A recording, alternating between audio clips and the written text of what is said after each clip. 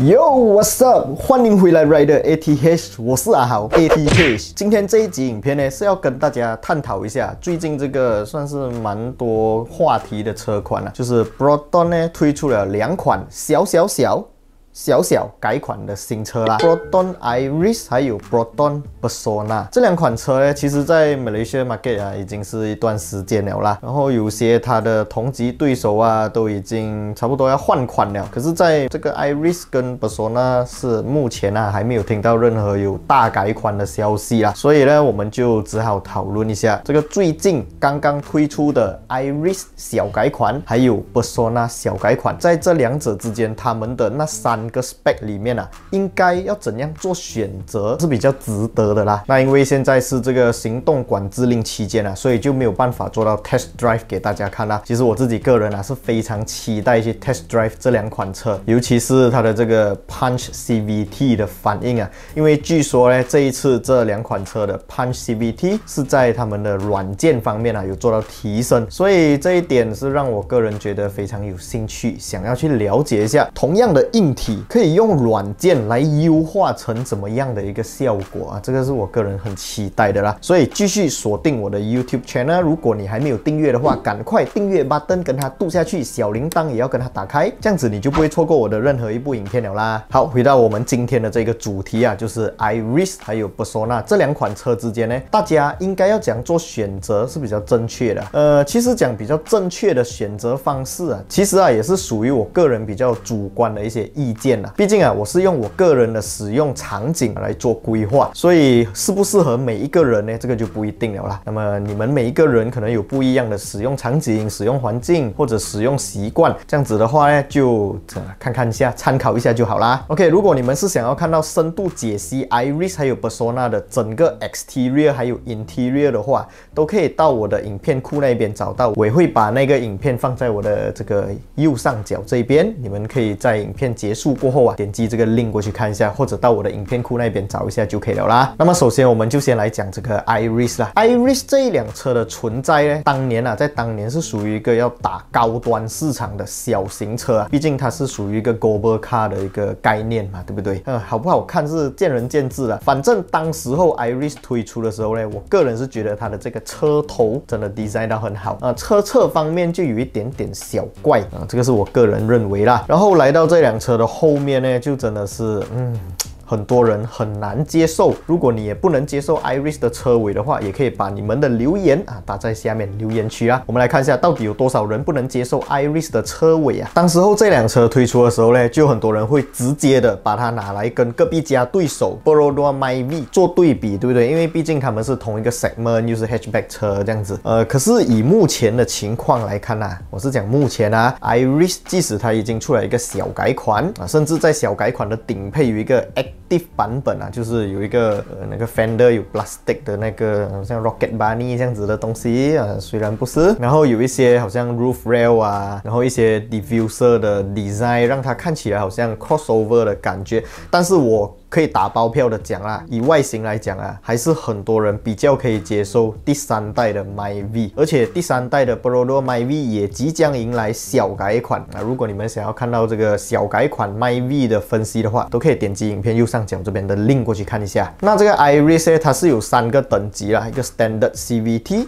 一个 Exact CVT， 还有一个就是 Active 版本的 CVT 啦，就是取消了以前的 Premium， 以前的 Premium 就被 Active 版本所取代。那在这3个版本里面呢，比较可惜的就是它已经没有这个 Manual is the best 了啦，完全就是把手排档 cut 掉。我觉得应该是 Proton 啊，他分析了一下它的这个常年来的业绩啊，就很明显啊，手排车已经不是目前的一个主流趋势了啊。我讲的是主流趋势啊，但是还是很多人对手排有一些情怀，就像我一样，我还是很喜欢手排车。但是如果你要我买一台合家欢的车，应该不会去买手排车啊，毕竟我家里人也是要用。如果是手排车，对他们来讲可能就不是那么的方便。我相信很多朋友都跟我有一模一样的这个使用场景的情况，所以一般上 Auto 啊、DCT 啊、CVT 啊，我们归类为自动挡啊，就是自动挡的车呢会比较好卖一点点啦。那美诺被取消了过后，我个人觉得是还是蛮可惜的。毕竟 Proton 已经没有一台属于比较热血类型的车了。想当年还有一个 Satria Neo， 目前新车仅存的就是目前有在卖这的啦，看起来比较热血的、比较年轻的 Proton Iris 呢，它都把手排档取消掉了，以后可能真的非常的难在 Proton 车系里面找到手排车了。让我们为 Proton 的手排车默哀半秒钟。OK， 这一次的 Iris 呢，在 Standard 版本是 1.3 的不是 1.6 的，它是一个 1.3 CVT 的牙箱，而这个 CVT 的牙箱呢，就是那个我之前蛮多意见的 Punch CVT 这个 Punch CVT 呢，如果你们不知道是什么概念，为什么我会不喜欢 Punch CVT 呢？这个就要让我来为你们娓娓道来一下。就是我其实用了2款 Punch CVT 的车，一个就是 Saga FLX SV， 那个 Punch CVT 呢是 VT2， 就是一个技术我觉得没那么成熟的 CVT， 然后我另外一辆车就是 Proton Prevera， 就是 VT3 的Punch CVT。 那这个型号呢，它是属于比较高阶一点点，我也不是讲很高阶啦，就比较高阶一点点。它有这个 Pedal Shifter 可以模拟一个7段速的这个换挡啦，然后驾起来的顺畅度是比 Saga FLX 的 CVT 来的顺很多，尤其是在慢速行驶的时候。 VT2 和我之前试驾过的 VT2 Plus 的 Punch CVT 型号呢，就会有比较明显的顿挫感，尤其是在慢速行驶的时候。很多人讲 Punch CVT 的最大诟病就是起步的时候会延迟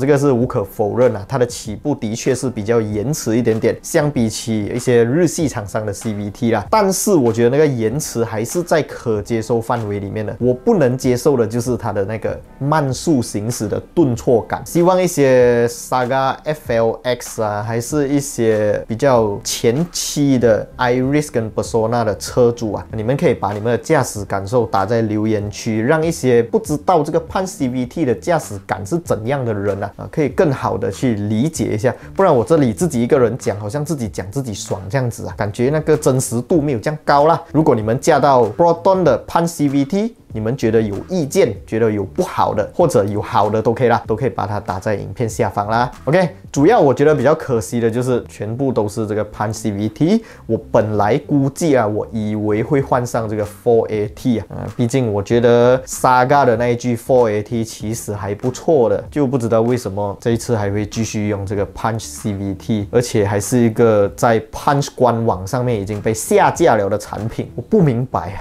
好，撇开这个 CVT 我们就不讲了啦，我们来讲一下其他的配置。这个 Iris 呢，它在 Standard 跟 SX 版本呢，其实是没有这个 LED 头灯组啦，这一点也是我个人觉得蛮失望的啦。毕竟你看它的隔壁家对手全部等级都是 LED 车头灯，而且在最低配的价钱还比最高配的 Iris 便宜，这一点我是觉得 Proton 它应该就是在清旧货啦，就是把之前的那些 halogen 的车灯通通先 clear 一 clear 啦。我没有猜错的话，在接下来还会有小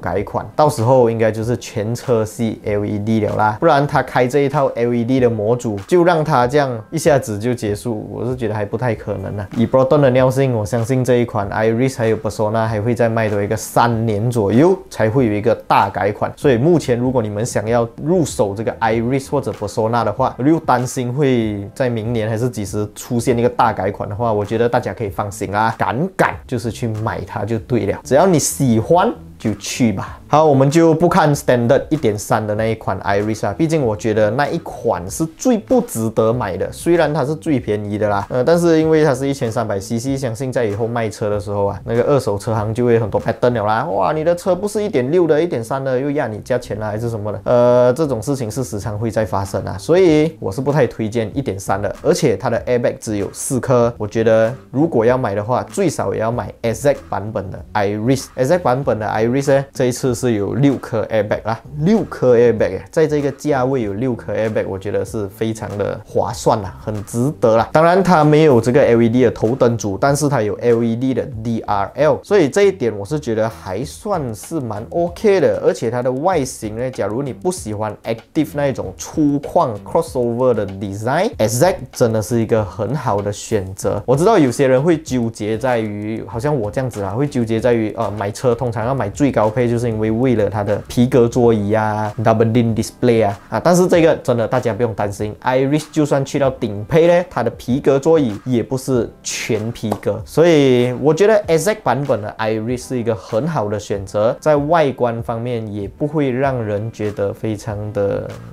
我个人是不喜欢啦，我不懂你们怎样看。那它在外观方面就会显得比较 simple 一点点，但是有一个全新的 bumper design， 还有一个全新的圆形 Thundercat logo， 这一点还是蛮好看的啦。好，那我们现在来讲一下 Active 版本的 Iris 值不值得买啊？我觉得 Active 版本的 Iris 是一个很个性化的一个产品。最主要的是，我觉得它应该是要借鉴它的对手，隔壁家也有一台类似这样子的小型 crossover， 我也不知道，可能 Malaysia会有一部分族群会喜欢，但是我个人真的没有那么喜欢啦。尤其是我看到它那个假的 roof rail， 我就真的不能接受。但是它也是有提升了一些，好像 LED 头灯组啊。虽然这一颗 LED 头灯组不是全 LED， 但是那个 T10 的 bulb 啊，那个 Signal 的 bulb 啊，以后都可以自己换成 LED 啦。但是就 LED 啦。就是一个噱头啦，但是这个噱头隔壁家已经用到烂了啦。然后它的 fender 那一边的那个 plastic cover 啊，我个人觉得呢，这个网络上面的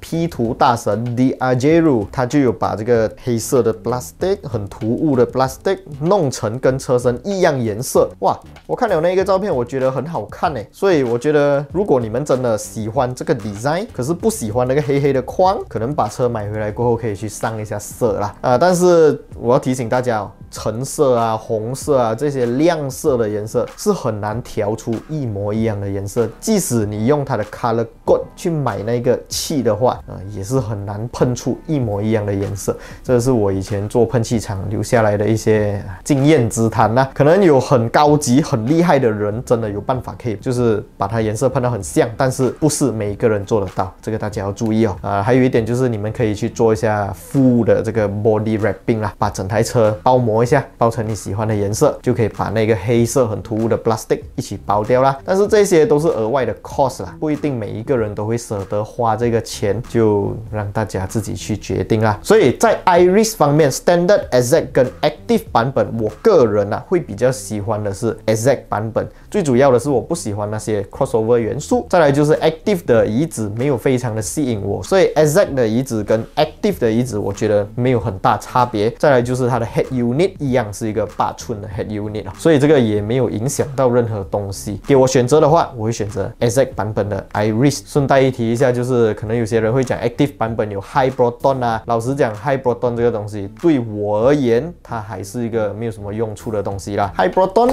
Open the window， 我宁愿按一下 Set。好，今天比较长气哦，我们现在来讲一下 Proton Persona。Proton Persona 这一辆车呢，是我个人非常期待的，因为我期待看到 Persona 会有突破，会有跟之前有不一样的一些设计元素。毕竟我们很多人都知道 Persona 是由 Iris 延伸出来的一个sedan车款嘛，在这个 Iris 的车身架构延伸出一个屁股出来，其实老实讲真的很怪啊。我原本期待的是，可能这一次会在 Persona 的 bumper 还是什么设计方面动一点手脚，让它看起来没有那么肥大，就是很肥啊。在马来群那一边呢，就有很多人讲它是那个 Lipas 就是蟑螂好像蟑螂这样圆圆拱拱的。我个人是觉得，这个设计我还是不太能接受了。非常可惜的，这一次的 Persona 呢，它虽然有更改了一下前面的这个 front bumper design， 可是后尾的 bumper 跟小改款之前是没有做到一个 design 上的区别。唯一比较明显的就是它把这个 fog lamp 给取消掉了。不管是在 Standard Exact 还是 Premium 版本呢，都没有 fog lamp 啦。然后3个版本也都是只有 CVT， 也就是刚刚我在 Iris 那个 part 讲的 Punch CVT 是同一句哦。所以这个等到时我真正试驾的时候，我才告诉大家，这个体验是怎么样的啦。但是这里可以跟大家讲一下就是那一天我拍摄 Iris 还有 Persona 的时候，其实我是有开那一台车就小绕一下下，就真的就那一圈这样子。然后我有用非常慢的速度模拟塞车，还是顿挫。我不确定会不会是因为那辆车还没有 warm up， 还没有 run in， 甚至一些其他种种的因素。但是就是我还能 feel feel 到那个顿挫，甚至我的 passenger 的 partner 他都觉得，我为什么又踏 brake 太油的感觉？但其实我就是让它滑行，然后可能补一点油这样子。OK， 这个我就不详细的展开讲啦，就等到我真正试驾的时候，我们再来详细的体验一下。然后非常可惜，这一次的不管是 Iris 还是 Persona 都没有更换它的 engine， 它的 engine 还是那一颗 CamPro VVT 的 engine， 没有错。你头脑里面是不是想着 ，Oh my God， 又是那一个 timing belt？ 没有错啦，就是那个 timing belt 的 CamPro engine。隔壁家的对手呢，已经用着这个 timing chain 了，但是它还是用 timing belt， 而且一用就用了好多年，甚至也没有打算要更改的感觉。这个就我就不要去置评太多啦，毕竟 timing belt 跟 timing chain 两者之间各有好坏，不是讲 timing belt 一定就是差，一定就是烂。我个人自己是用了好多台 timing belt 的车，目前都没有遇过断过 timing belt。如果你可以把一个 timing belt 的车夹断它的 timing belt 啊，那你要检讨一下自己有没有好好保养那一辆车啊。而有些人可能会觉得 timing chain 的车就比较省心啦，不需要保养啦，不需要理它的那个 timing 的东西，这是一个错误观念哦。大家可以参考一下我之前有拍过的一部影片，是有讲到 timing belt 跟 timing chain 两者之间的各个优缺点哦，所以不一定就是 timing chain 比较厉害 ，timing belt 比较没有这样厉害啊。那么如果你的车现在也是刚好到了要换 timing belt 的这个时间啊，觉得回去原厂很贵的话，你们可以选择这个第三方的品牌，就是我身后这个 Guido 的 timing belt 呢，它的 quality 啊，老实讲真的非常的好，而且它的 belt 呢是看不到借口的，它不会有那个在借口断裂的可能性，就少了一个麻烦啦。所以如果你们有兴趣的话，都可以观看一下我的这一部影片啊，里面就有详细的介绍这个 Guido 的timing belt。Persona 方面呢，在 standard 版本就没有 1.3 啊，也是 1.6 的 VVT engine， 一样是那颗 CVT transmission， 然后是4颗 airbag， 跟 Iris 一样。然后呢，它跟 Iris 比较不一样的地方就是Iris 到 Exact 版本的时候就已经是6颗 airbag 了，但是在 Persona 方面呢，即使是买到 Exact 版本啊，还是4颗 airbag， 这个我真的是不太了解 Proton 为什么会把它设计成这样子的一个形式啊。也许OK， 这个是我个人的一个观点啊，也许是 Proton 觉得这样子做的话，可能会带到一点点 Iris Exact 的销量。毕竟如果 Exact 的 Persona 给到6颗 airbag， 那么我觉得啦，就不会有人去买 Exact 版本的 Iris 了。所以如果是你问我啦 ，Exact 版本的 Iris 跟 Persona 的话，在这两辆车里面，我会怎样做选择啊？前提是我很少用到后箱的情况，我一定会选 Iris 啊，因为 Iris 看起来就更加的年轻，更加个性，然后感觉驾出去啊，那个运动感会比较强一点点。至于 Exact 版本的 Persona 呢，它把这个 airbag 减成4颗，我个人就比较不太能接受啦。我觉得以目前2021已经要2022了，假如你打算买的是新车的话，至少都要有 ABS、EBD、Vehicle Stability Control， 然后 airbag 最少也要有6颗啊。至于 ADAS、AEB 那一些就见仁见智啦，有的话是最好啦，但是另外一个非常 sad 的消息就是 Proton 在这一次的小改款并没有加上这个什么所谓的 ADAS 啊，一些主动式的跟车系统啊，主动式的一些刹停系统啊，这个航道偏离啊，这个盲点侦测啊，这一些通通都没有出现在小改款的 Iris 跟 Persona 车上。 Why？ 我宁愿你加钱加多一点点，让这些功能补齐，至少你跟对手不是很遥远的对手，懂吗？不是日系车，不是德系车，只是你的隔壁家的对手比起来，你至少有让你的消费者有选择的权利。 OK， 我可以选择我要，我的 budget 够的话我可以要，如果我的 budget 不够，可能我买 low spec 一点点至少也要这样做嘛。但是就直接阉割，就是没有。之前在拍到一些 spy shoot 的时候，是好像有看到有一些雷达啊，还是一些镜头之类的。我那时候还预测讲，可能这一次 Proton 真的是会良心发现，给你们一下那个是隔壁家对手的一个 ASA 的系统啊。非常可惜是没有的啦，这一点就让我觉得有些许的失望。但是如果你们不讲求这些东西，你们觉得多个香炉多只鬼的话，好，那么我觉得你非常适合拥有 Proton Persona Premium 版本。OK， 为什么 Premium 版本是我个人非常推荐的呢？就是因为它的移植啊跟 Exact 有一个非常大的区别，就是它是一个全皮革啦，当然是这种合成皮革啦，并不是真正的好像 X70的 Nappa Leather， 虽然颜色有像，但是就不是。然后车顶方面是一个黑色的配色啦，就以设计啊一些颜色方面来看的话，其实黑色的车顶会让你的车在某些角度看起来比较扁一点比较矮一点，尤其是亮色的车。假如你的车是白色的话，你搭配一个黑色的车顶，看起来那个车就不会这样臃肿啦。Persona 就是一个很臃肿的车，所以如果你要你的车看起来没有那么臃肿的话 ，Premium 版本是一个很好的选择啊。如果你的预算不到的话，可能你可以买一个 Exact 或者 Standard， 然后车顶去 wrap 一个配色，可能就是一个解决的方式啦。还有 Premium 版本的这个 Persona 呢，就有 LED 车头灯啊。虽然这个 LED 我觉得是 Semi LED 啦，就是一半有一半没有这样子，但是至少还是 LED 啦。然后呢，有像我刚刚提到的6颗 airbag 啦 ，Leather seat 啦，而且它的 Leather seat 的颜色我个人非常喜欢啊，不知道你们有没有喜欢这个 brown color 的 Leather seat。然后有一个也是一个宣传的噱头啦，就是那个 High Proton 的 Voice Command， 这个我觉得完全可以忽略啦，除非你真的是会时常用它来导航。OK， 这个就是一个可能很好的功能。但是如果你只是要让它来秀给你的朋友看，我的可以开 Power Window， 我的可以这样 ，sorry， 这个东西真的不实际也不好用啦。总结一下，我刚刚在 Iris 方面，我觉得比较吸引我的配套 ，OK， 就是 Exact 版本的 Iris。然后在 Persona 方面呢，我个人觉得比较吸引我的就是 Premium 版本的 Persona。然后 Iris 跟 Persona、Sedan 跟 Hatchback 这两款车型要怎样做选择呢？这个就要看你们个人的使用场景啦。你时常会再多一点东西啊，你时常会再多2个人啊，